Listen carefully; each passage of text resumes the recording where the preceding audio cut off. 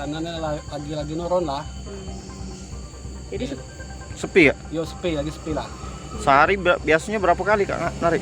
Kalau sehari biasanya 2 kali, ini lagi sekali. Dari sekali ya? Yo, lama juga nunggunya. mungkin nunggunya berjam-jam dan 3 jam gilir.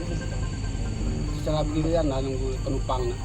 Berarti kalau dalam sekali angkot tuh kita bisa dapat berapa penghasilan Kak? Ada yang tuh kadang sekali berkat ada 3 yang pan, kan dapat 50 sekali paling kalau nggak dapat.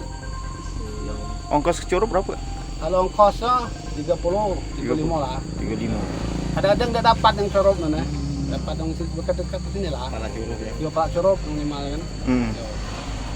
Masih gitulah. Biasanya Tidak, cuma batas terminal nih lah. batas terminal Yo, ya selama terminal ini. lah. Tapi sekarang nggak bisa nih. Karena udah bisanya Baru kenapa nunggu sini ya? dari pagi tadi nunggu sini. Berarti penumpang tuh